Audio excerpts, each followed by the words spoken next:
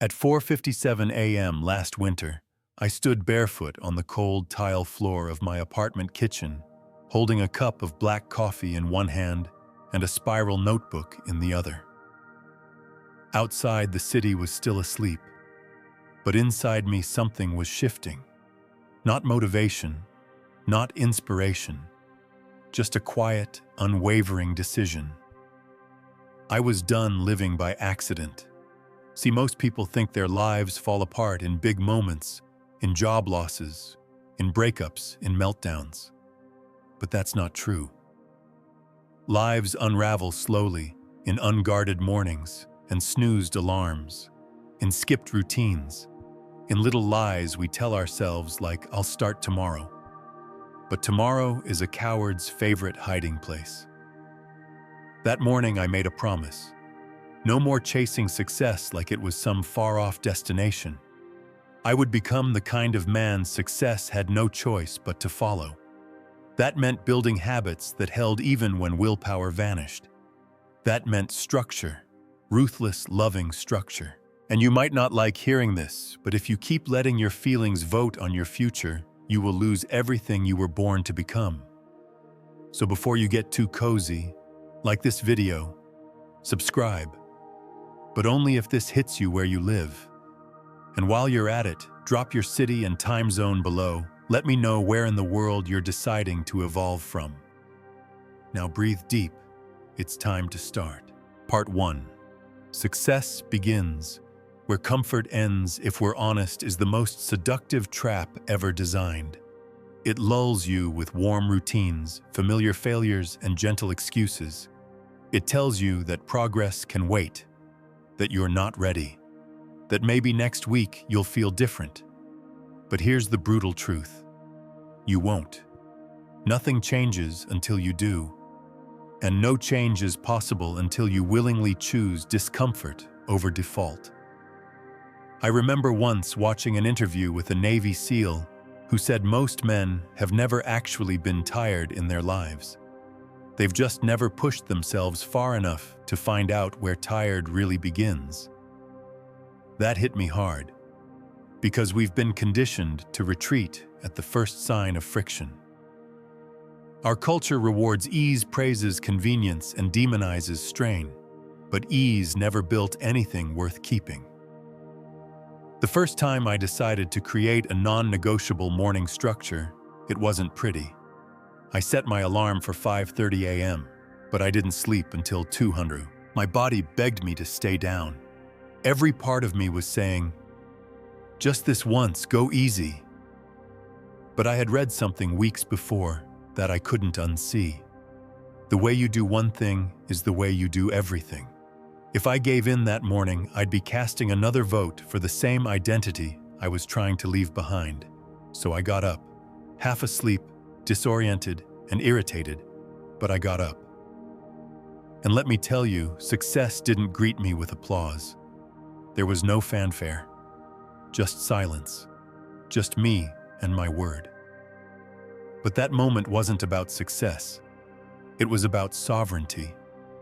Taking back the throne from my emotions, reminding myself that I choose what happens next, not my comfort, not my circumstances. There's a strange shift that happens when you start living this way. The things that once felt impossible, waking early, sticking to plans, saying no to distractions, start becoming your new normal. And not because they get easier, but because you get stronger. Here's a fun psychological footnote. The brain doesn't differentiate between physical discomfort and emotional risk. Meaning when you feel that pit in your stomach about starting something hard, your mind interprets it like a threat to survival. That's why so many people quit at the threshold of change. It literally feels dangerous. But once you recognize that sensation not as a warning, but as a signal, everything flips. It becomes your trigger to lean in, not check out. That's the reframe. The resistance isn't the problem, it's the portal. But of course, no one teaches us this in school. They don't say, "Hey, your emotions are going to lie to you every day. Your feelings will fight your growth." Your comfort will betray your calling. Instead, we're taught to trust our moods, follow our bliss, and wait for readiness. So let me give you the reality. You'll never be ready. You'll be scared. You'll be tired. You'll be unsure. And you'll do it anyway. That's the line. The one no one talks about. The quiet, invisible threshold where you stop needing conditions to be perfect and you start building in spite of them. The average man waits for clarity. The successful man creates it. The average man seeks balance. The successful man embraces tension. The average man says, "Once I feel better, I'll start." The successful man says, "Once I start, I'll feel better," because he understands something the rest of the world forgot. Discipline isn't punishment. It's proof that you're serious, that you're awake, that you've stopped outsourcing your destiny to convenience. And when you begin to live like this, when you rise early, follow through, act decisively, not for the dopamine rush, but because it aligns with who you're becoming. That's when you stop doing success and start being it. So I'll ask you plainly, what has comfort cost you? Time, confidence, your edge, and how much longer are you willing to pay that price because today could be different? Today could be the day you declare war, not on the world, but on that quiet, subtle voice inside that tells you later. There is no later.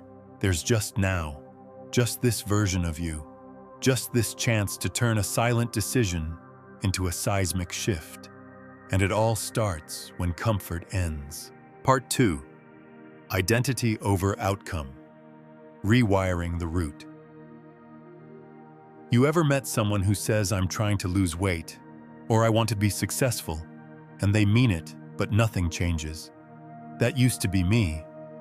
I had a long list of things I wanted.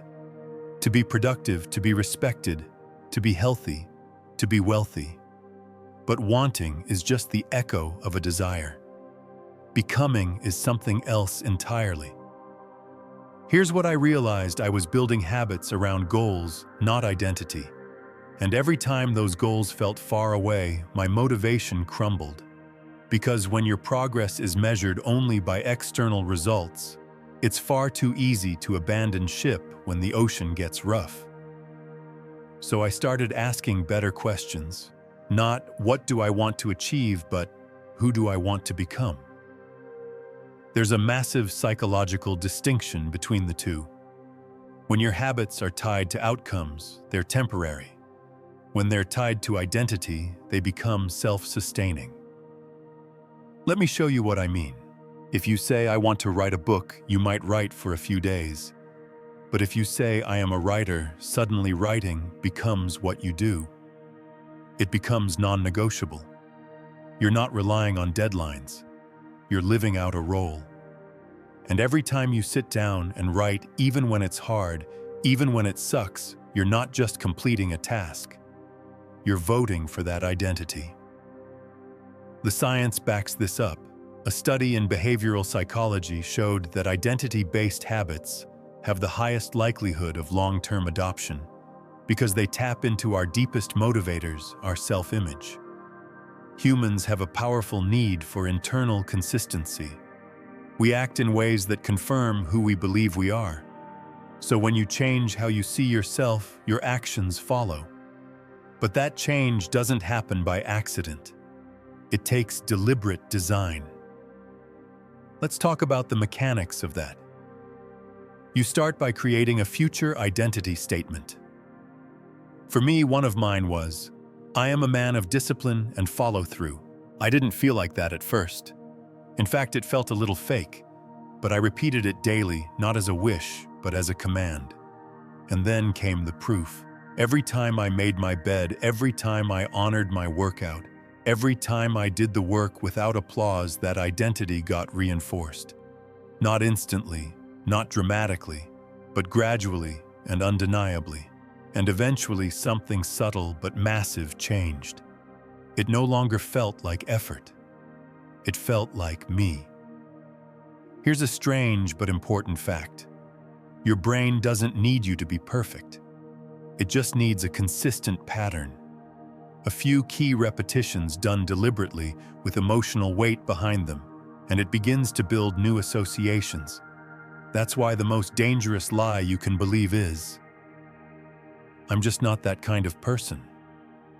Because who told you that? A teacher, a parent, a moment of failure you never recovered from, that label you've accepted, it's probably not even yours, and you have the power to rewrite it. That's what identity work is. Not faking it, not manifesting. Repetition with purpose. Speak it, prove it, repeat it, until it becomes you. Because once you believe I am kind of person who never misses, suddenly the thought of skipping a day feels unnatural. And that is the shift. When your old behaviors feel foreign, when your new habits feel like home. So the real question isn't, what should I do? It's, who am I becoming with every choice I make? Because your actions are always casting votes. And your identity, your true identity, is just one decision away from alignment. You don't need to wait for permission to become the person you were meant to be. You just need to start acting like him today. Part 3. Subconscious Programming. The Quiet Commander. The first time I understood the subconscious mind wasn't during a lecture or from a book. It was standing in line at a grocery store. A song came on, something from high school, and before I knew it, I was humming, tapping my foot, lost in a flood of memories. I hadn't heard that song in years, but my subconscious never forgot. That's when I realized, this part of me is always listening, always recording, always obeying. See, your subconscious is like rich soil. It doesn't care what you plant, roses or poison ivy. It just grows whatever is repeated. And the scary part, most of us are feeding it instructions we don't even realize. Every time you say, "I'm so bad with money," or "I'm terrible at focus," or "I never follow through," your subconscious doesn't argue. It just says, "Got it. I'll make sure that becomes true." It does not distinguish between joke and truth, sarcasm or sincerity. It just obeys. That's why habits aren't just behavior, they're programming. And if you want to change what you do, you have to change what you broadcast. Think of your mind like a smart home system. Every time you repeat a behavior with emotion, it sets up a shortcut. Oh, every time he feels tired, he scrolls TikTok. Every time she's overwhelmed, she shops online. Pretty soon, you don't need to think, it just happens. But the good news, you can rewire the whole system. You can retrain the software. And the way you do that is surprisingly simple. Repetition, emotion, intention. Let's break it down. Repetition gives the subconscious consistency. Emotion gives it urgency. Intention gives it direction. So if you want to install a new habit, say journaling or reading or daily planning, you don't just do it. You do it with meaning. You say aloud, "This matters.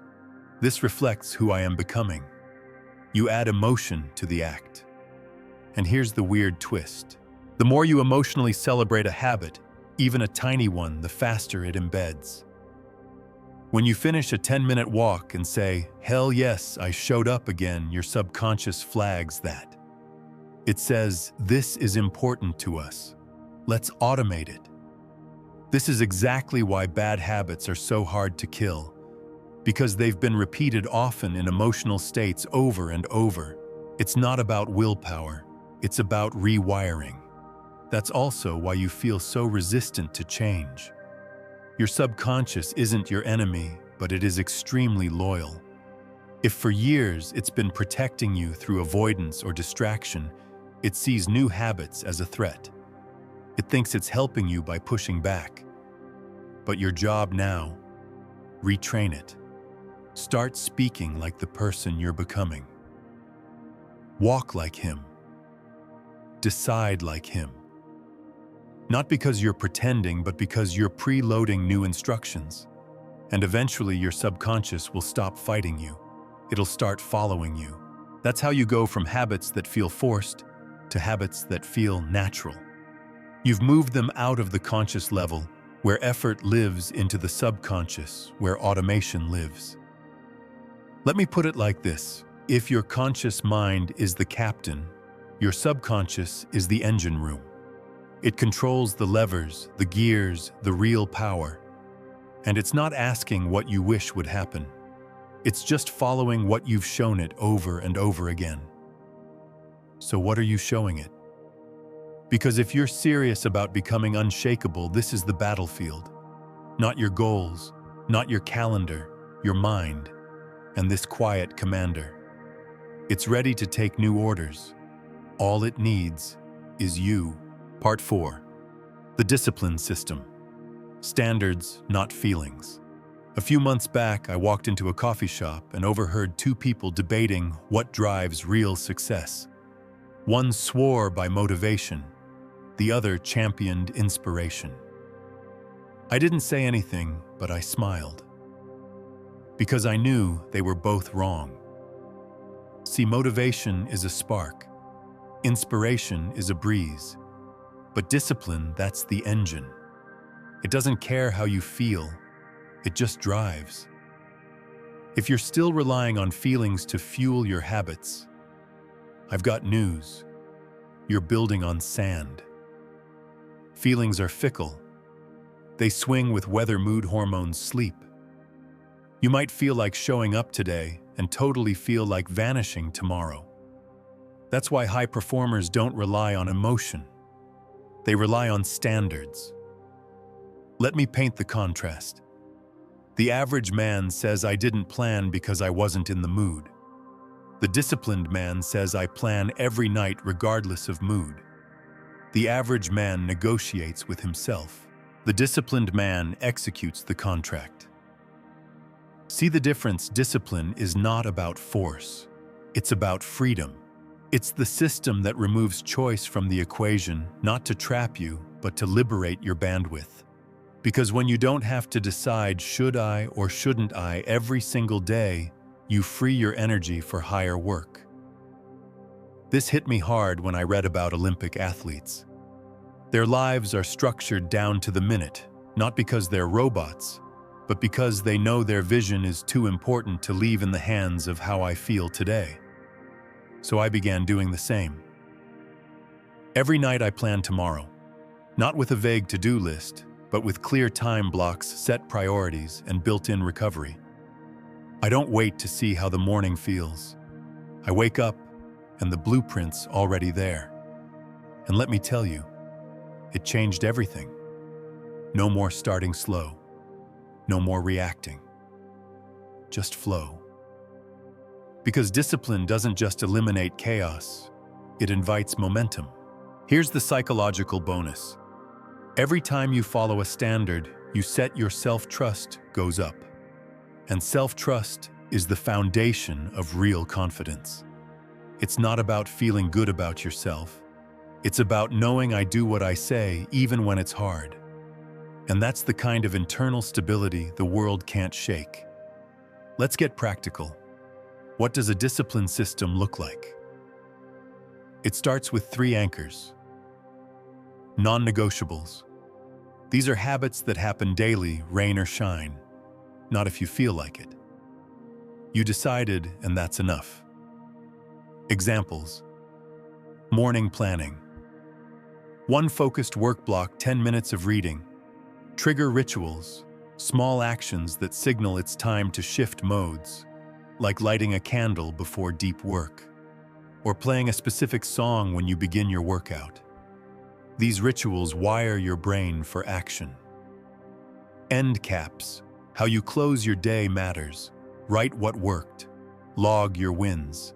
Prime the next day's mindset. Sleep with intention, not exhaustion. These anchors form the skeleton of your day. They don't make you less human, they make you more effective.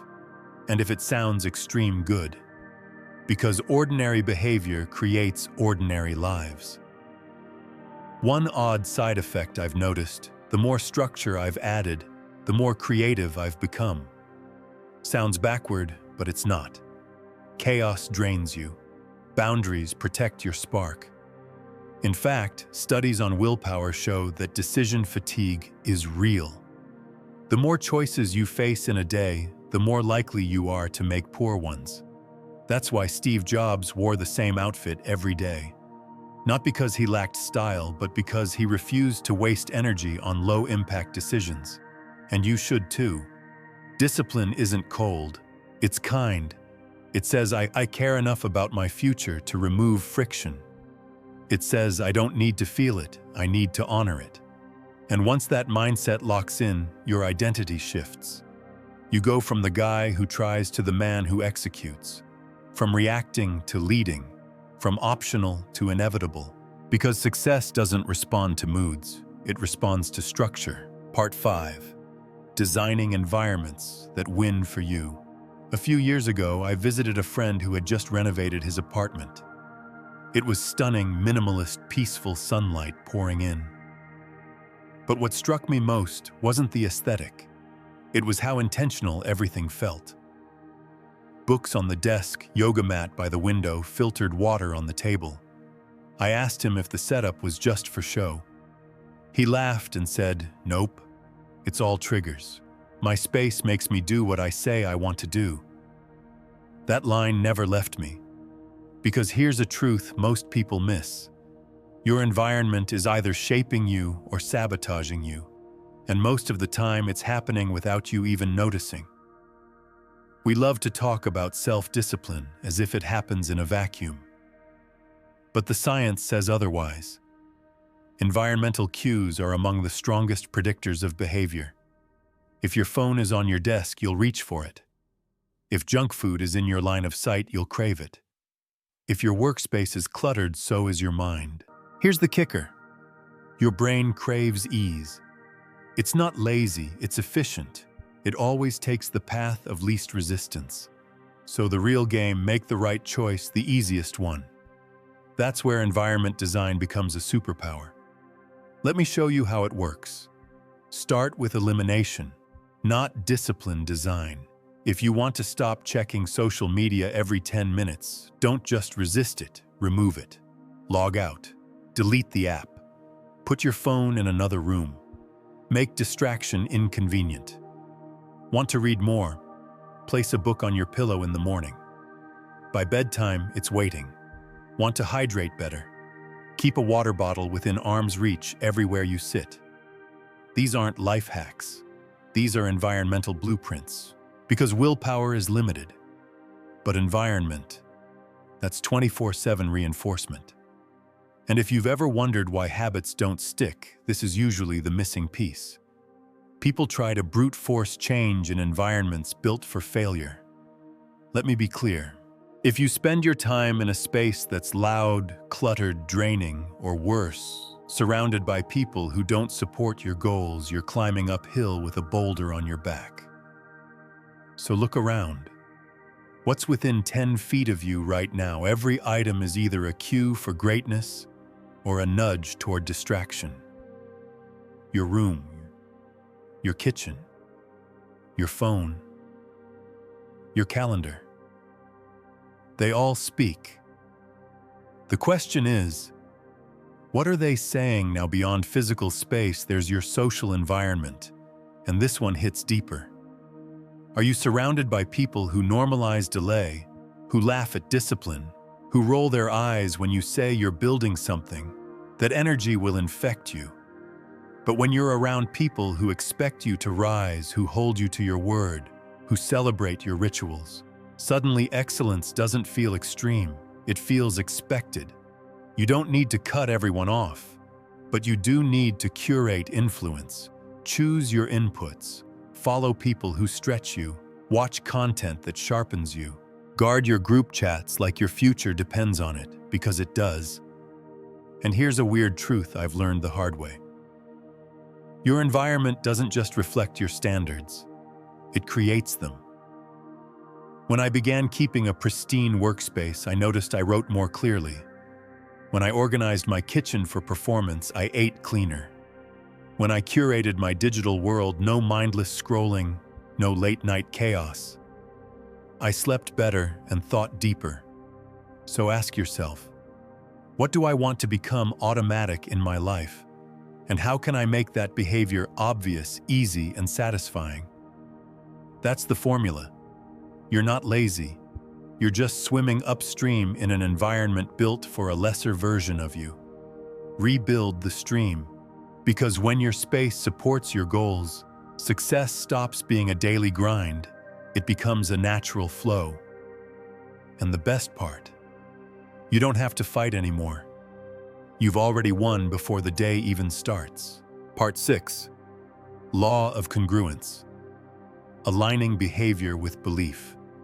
There's something quietly devastating about telling yourself you want change than watching your own actions betray that desire.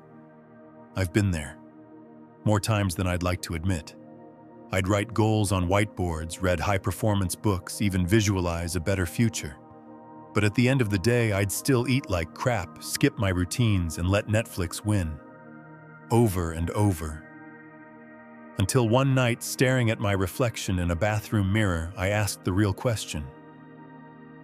Do I actually believe I'm the kind of person who can do this? That was the first time I saw it. The real war wasn't in my calendar or my time blocks.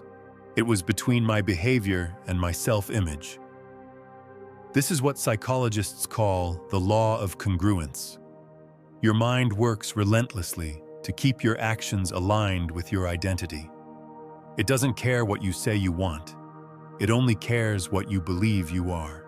So if you believe you're inconsistent, your behavior will find a way to prove that. If you believe you're a procrastinator, your habits will subtly sabotage your effort. And it's not because you're weak. It's because your subconscious refuses to let you be a hypocrite. Identity drives behavior, not the other way around. Let me give you a quick example. I once coached a guy who wanted to build wealth. He read the books, took the courses, but always found a way to overspend, miss investment windows, and delay action. When I asked how he saw himself, he said, "Honestly, I've always been broke. Everyone in my family was. I guess I'm just bad with money." Boom. There it was. A self-image script so deep that no amount of knowledge could override it. His subconscious would always return him to the version of himself he believed was true.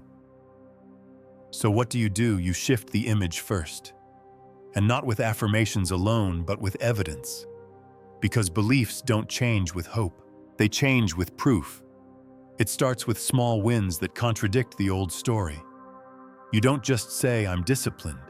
You prove it by honoring one hard promise today. You don't just say, "I'm focused." You shut the door, silence your phone, and crush a 45-minute sprint session. Each action is a crack in the old identity. And with each repetition, a new image begins to emerge, not by declaration, but by data. Eventually, that image becomes stable. It becomes real. That's when things shift. Now you're not trying to be disciplined, you are disciplined. You're not pretending to be confident, you've acted that way so many times, your mind believes it. This is also why relapse feels so awful. When you're building a new identity, and then you slip, your brain panics, not because of the missed habit, but because of the incongruence. "Wait, this isn't us anymore," it whispers. That's a good thing. It means the new image is taking root. But you have to keep watering it, keep protecting it. Because if you let one slip become a slide, the old self will rush back like a flood. This work is sacred. It's not about habits, it's about alignment. Your behavior must align with your belief, and your belief must be rewritten daily, deliberately, until it reflects the man you are choosing to become. Because when belief and behavior lock arms, you become unstoppable. Part 7. Keystone habits. Sacred hours and power starts. There was a period in my life when I kept trying to fix everything at once. My finances, my fitness, my focus, my relationships. I'd start 10 new habits every Monday, and by Thursday, I'd crashed again. Then I read about something called a keystone habit, a single behavior that once installed triggers a cascade of other improvements. It changed everything. For me, that keystone habit was mastering my first hour of the day. I started calling it my sacred hour, not because it was perfect or spiritual, but because I guarded it like my future depended on it. And honestly, it does. How you start your morning sets the rhythm for your mind. And when your mind is aligned, your time, your energy, your decisions, they all fall in line. I began waking up at 5:30 a.m., not because I loved the early hour, but because I wanted to win the mental battle before the world could touch me. And here's what I noticed. Once I controlled this first hour, the rest of the day felt easier, cleaner, like I had home court advantage in my own life. So what did I do during that hour? Nothing crazy. No 12-step productivity ritual, just 3 non-negotiables. Movement, not a full workout, just enough to wake the body, 10 push-ups, a short walk, anything that reminded me, I'm alive, I move.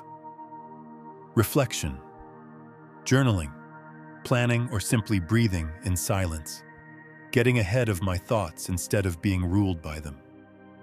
Affirmation or reading, feeding my mind on purpose, not scrolling, not reacting, but planting seeds I wanted to grow. That was it. But the compounding effect wild. Because once you start your day with intention, you stop reacting. You stop chasing. You lead. This habit became my anchor. When life got chaotic, I still had those 60 minutes. When motivation dipped, I still had the rhythm. It grounded me. That's the power of a keystone habit. It simplifies everything else. There's even neuroscience to back this up. Studies show that when you build a consistent morning ritual, your brain creates faster cognitive recovery loops. You literally bounce back from stress quicker because your system isn't being built from scratch every day. And when I coach people now, I don't ask them to change 20 things. I ask, what's the one habit that, if mastered, would elevate everything else? For some, it's sleep. For others, it's consistent hydration. For many like me, it's morning structure. But here's the trick. You can't treat it like a luxury. It must become sacred. That means no phone during that time. That means people in your life know not to disturb you. That means you guard it like your mind depends on it, because it does. We often want radical results, but forget that results flow from rhythm. And rhythm begins with one sacred space in time that says, this part of my day belongs to who I'm becoming. So if your mornings are messy, unpredictable, and dictated by whatever hits your screen first, that's not just a productivity issue. That's an identity issue. Take that hour back. Make it yours. Because once you win your morning, you don't just win your day. You begin winning yourself. Part 8. Tracking truth. Accountability that doesn't flinch. There's something strange that happens when you start tracking yourself honestly. You stop lying. Not to others, to yourself. I used to tell myself I'm consistent. But when I actually started tracking how often I followed through on my routines, the numbers told a different story. It wasn't just humbling, it was painful. But that pain, that was clarity. And clarity is the birthplace of power. Here's the uncomfortable truth most people avoid. What you don't measure, you can't master. We track our money, we track our calories, we track our steps. But for some reason, when it comes to habits that actually shape identity, like focus, discipline, or execution, we wing it. Not anymore. You want real transformation. Start with radical self-accountability, not judgment, not shame, just facts. I began using a simple system, nothing fancy. A journal, a checklist, a spreadsheet with 3 columns. What I said I'd do, whether I did it, how I felt after doing or skipping it. That last column, that's where the magic happened. Because I started noticing a pattern. Every time I honored a habit even when I didn't want to, I felt stronger. And every time I skipped it, even with a good excuse, I felt smaller. That pattern became fuel. The act of checking a box became a psychological contract with my future self. And the more streaks I built, the more my self-image solidified. I wasn't just doing the habit. I was the habit. There's science behind this too. Dopamine, the feel-good neurotransmitter, isn't just released when you achieve big goals. It fires during progress. That little checkmark moment, it gives your brain a hit. And over time, your brain begins to crave the act of completion. This is why habit tracking apps, wall calendars, and bullet journals work, not because they're cute, but because they create visual proof of who you're becoming. But don't let it get obsessive. This isn't about punishing yourself for missing a day. It's about protecting your rhythm. And here's the rule I live by. Never miss twice. 1 missed day, that's life. 2, that's momentum in reverse. So when you fall off, and you will make your recovery faster than your failure. No guilt, no story, just a reset. The greatest performers I know don't avoid failure. They shrink the gap between the fall and the comeback. They don't waste energy explaining. They just return. Another powerful layer, public accountability. Tell one person what you're building. Not to show off, but to stay seen. There's something about knowing someone else is watching, rooting for you, maybe even depending on you, that tightens your standard. Some of the most disciplined stretches of my life happened when I sent a friend a simple nightly message. Done. That's it. Just a quick ping saying I honored the habits. No detail, no drama. But the pressure, healthy, necessary. So build your own system. It doesn't matter if it's digital or analog. A whiteboard, a calendar, a daily scorecard. What matters is that you're no longer living in illusion. You're facing the numbers.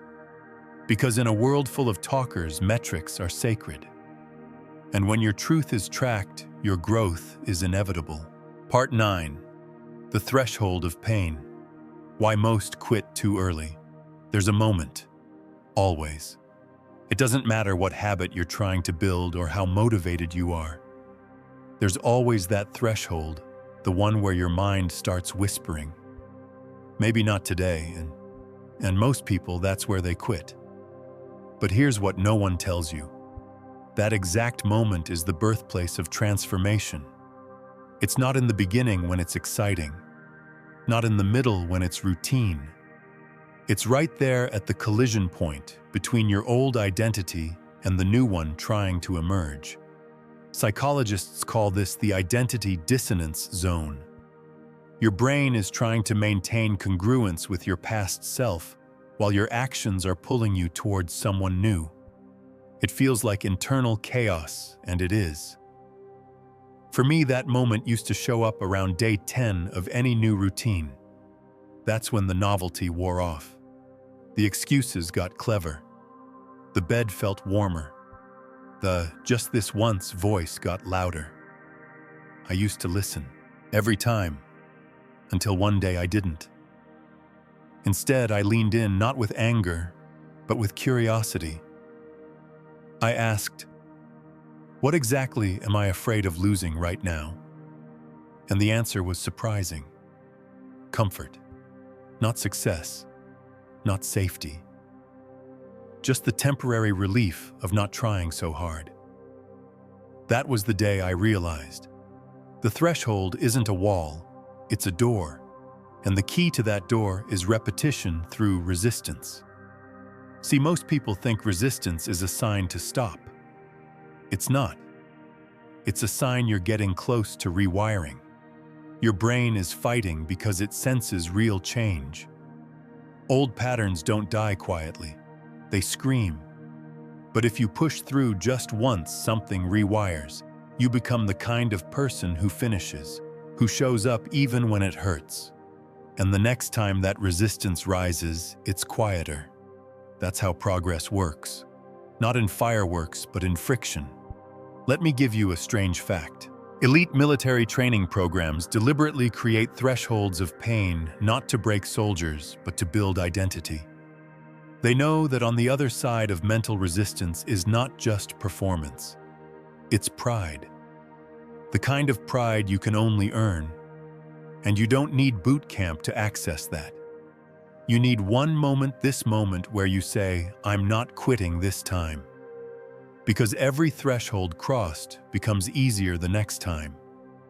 And eventually, it's not a battle. It's a memory.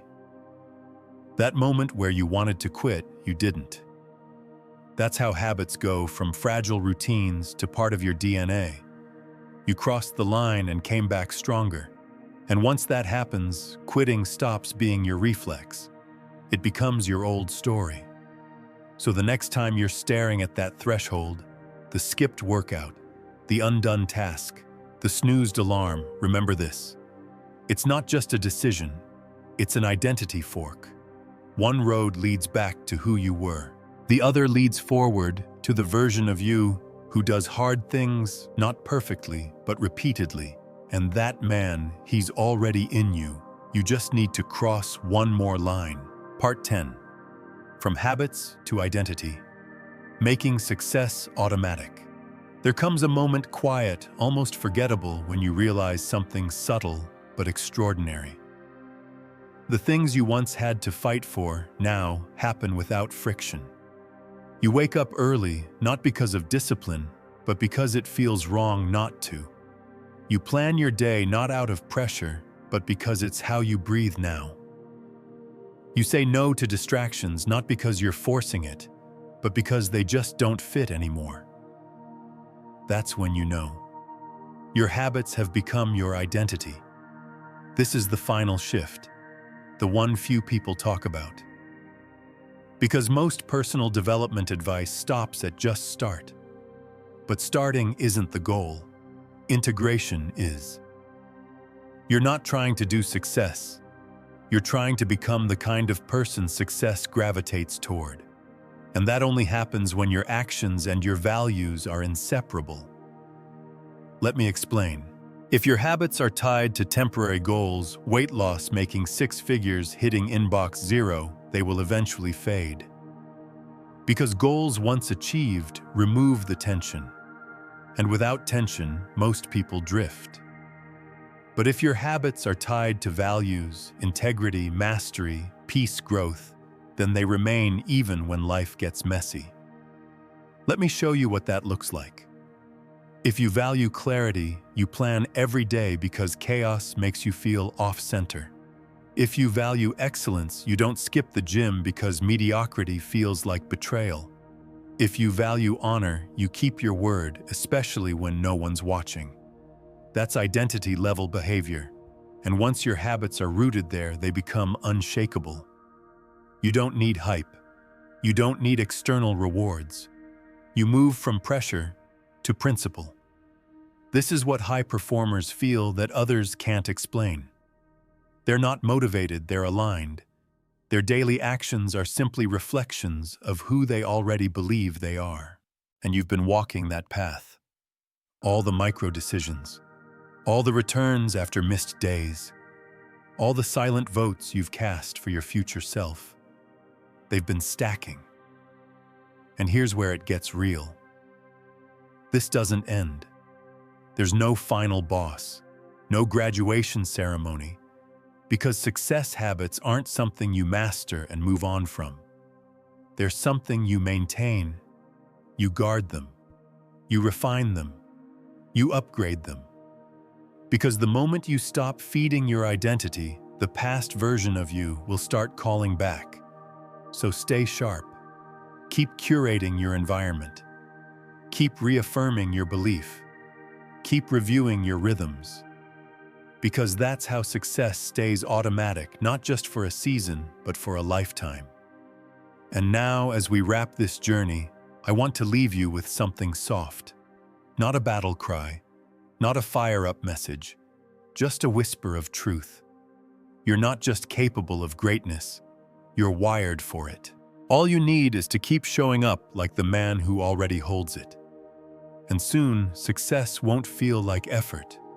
It'll feel like home. Let's slow down for a moment. You've made it through all 10 parts, each one, a step away from who you were and a step closer to who you're becoming. You've examined your comfort zones, rewired your beliefs, reshaped your space, realigned your actions, and stepped through the most brutal thresholds of identity. That's no small thing. But this is not a goodbye. This is a grounding. Because the point of this journey was never to impress you. It was to remind you that greatness isn't out there. It's in you. It always was. What matters now is what you do next. Don't wait for another Monday. Don't wait for another failure. Choose one habit today that speaks to your highest self. One rhythm that steadies your identity.